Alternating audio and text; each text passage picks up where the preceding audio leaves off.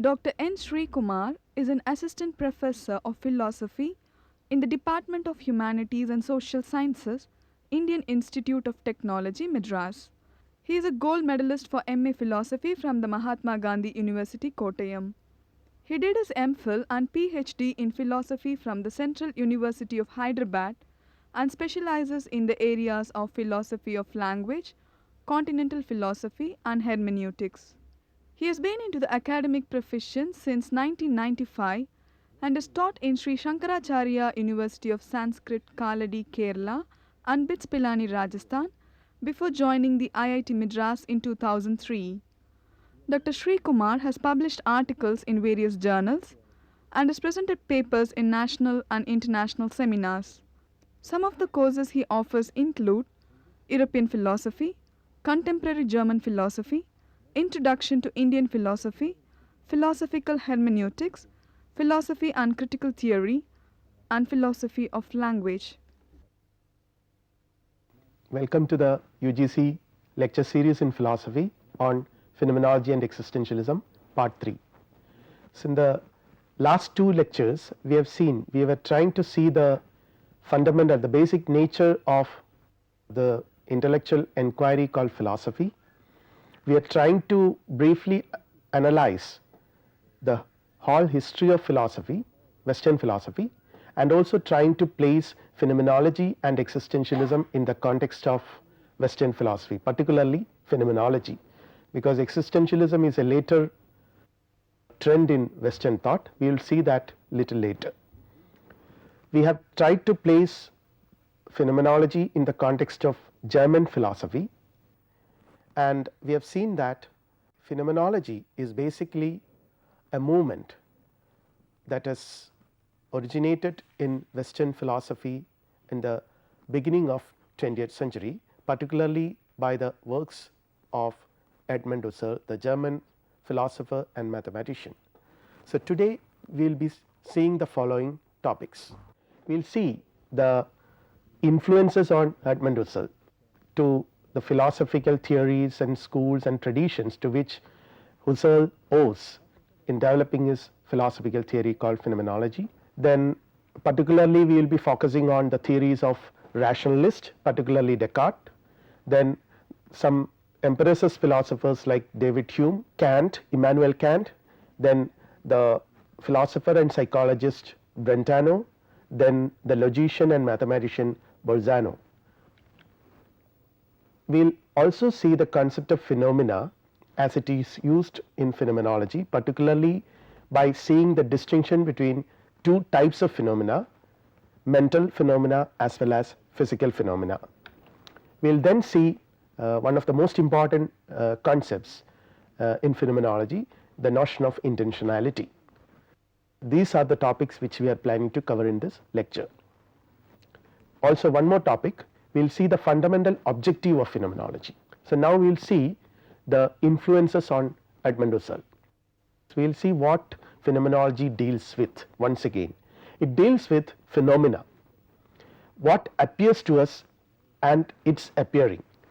So our understanding of the influences on Husserl will be based on this concept, the concept of phenomena as it is understood in phenomenological tradition as what appears to us and its appearing.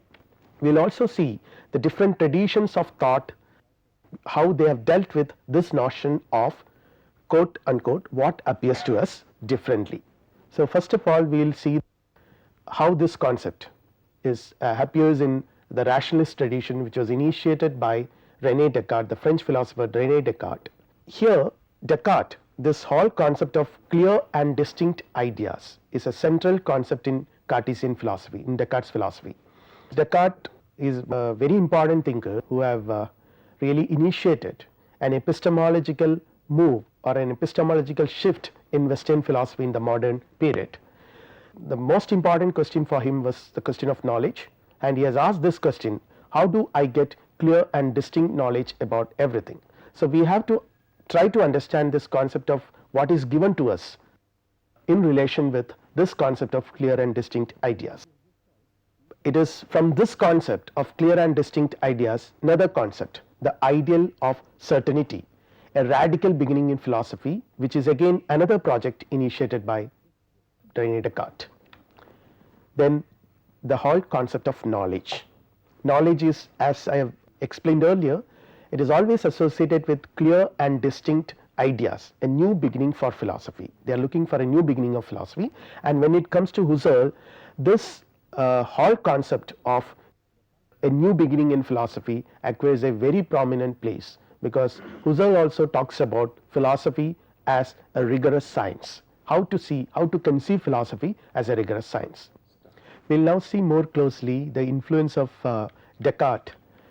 Descartes, for example, has initiated a methodology for philosophy, an independent methodology for philosophy. He was modeling the sciences, and particularly the science of mathematics, in this very idea of methodology, because the success of mathematics was so tremendous, and ever since philosophy has developed into a very matured discipline, philosophers have been fascinated by the success of mathematics. We can see it in Plato. Likewise, in Descartes also we can find the influence of mathematics. Method of deduction employed by mathematics is something which he found as an ideal, which can be copied by philosophy also.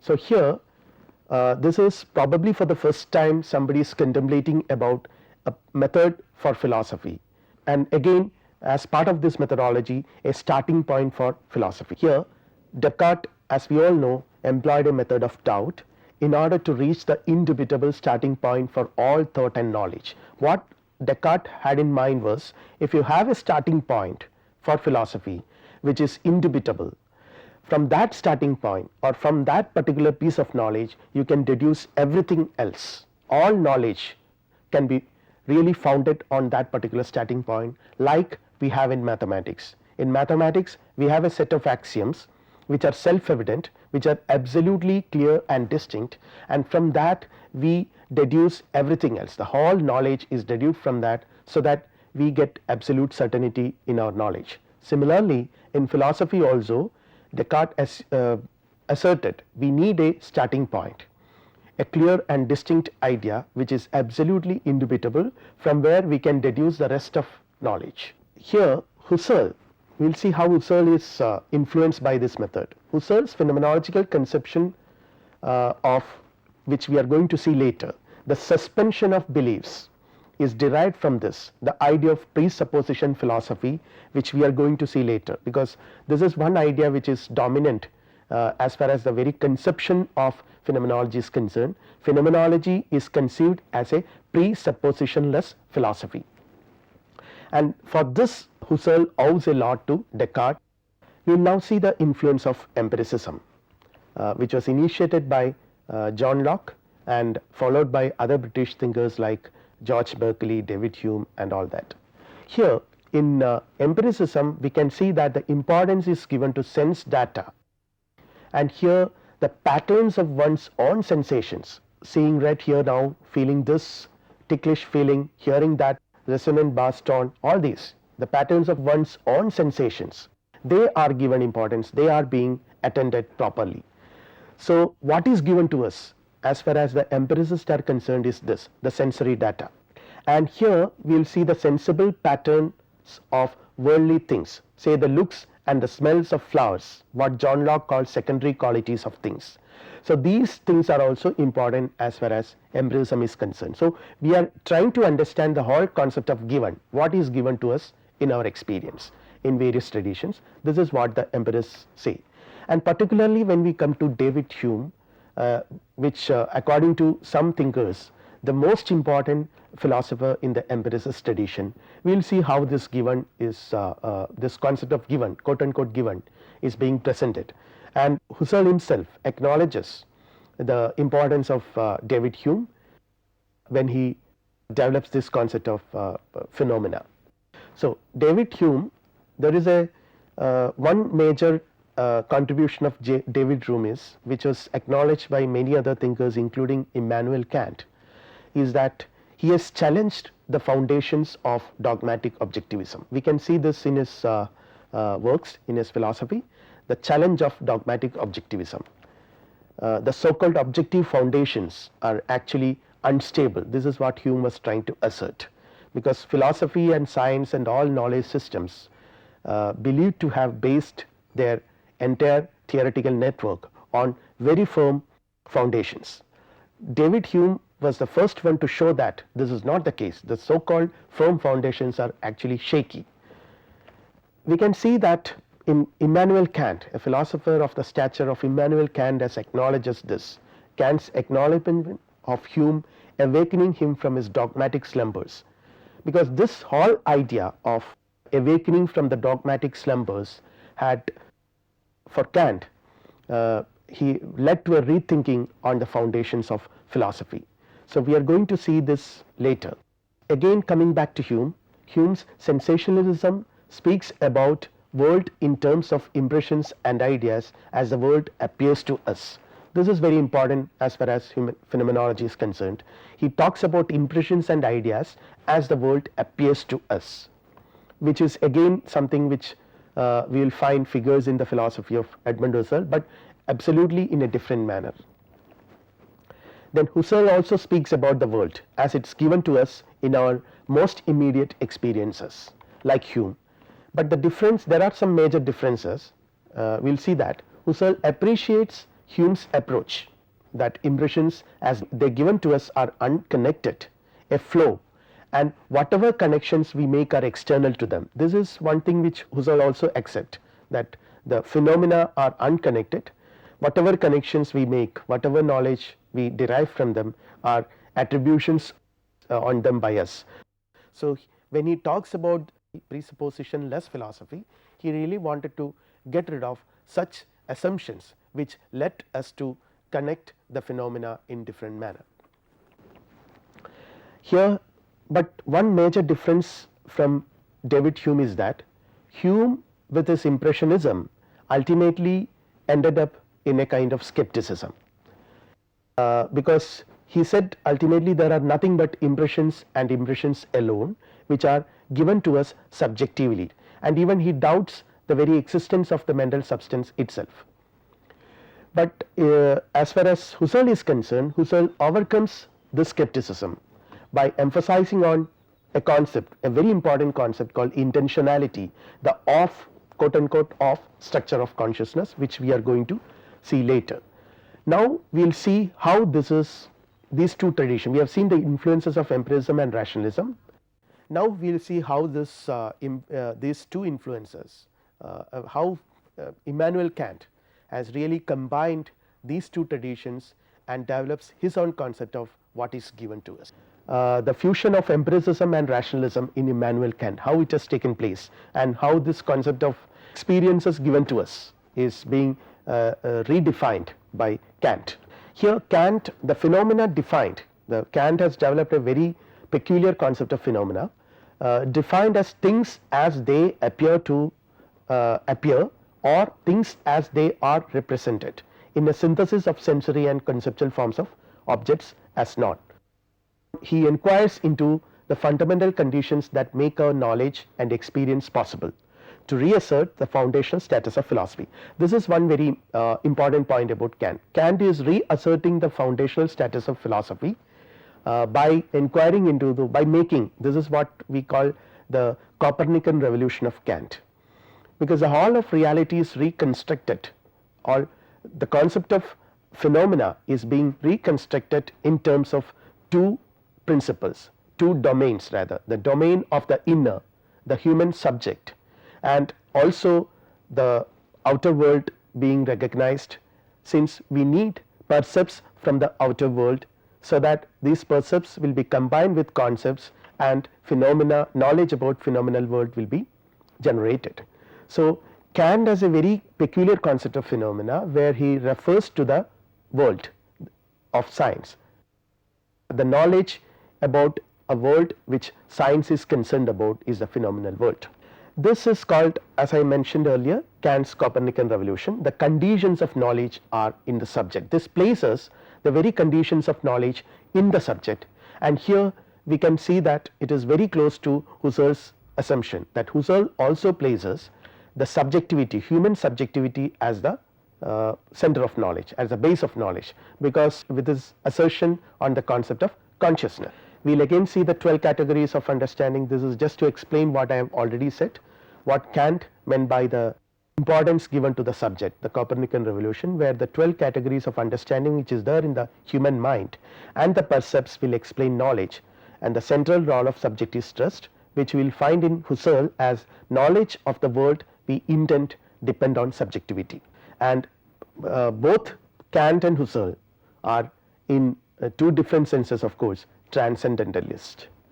So now we will see again we can see that Kant emphasizes on the structure of human mind and Husserl stresses on consciousness. The emphasis on subjectivity in Kant is by the stress on the structure of human mind, while the emphasis on subjectivity for Husserl is carried out by stressing on the concept of consciousness.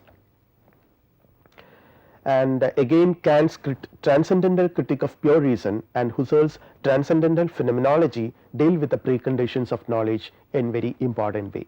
So this is all about the influence of Kant. Now we will come to another very significant influence on Husserl philosophy. Rather, the whole phenomenological tradition owes a lot to a person like Franz Brentano, a psychologist and a philosopher who was also the teacher of Husserl.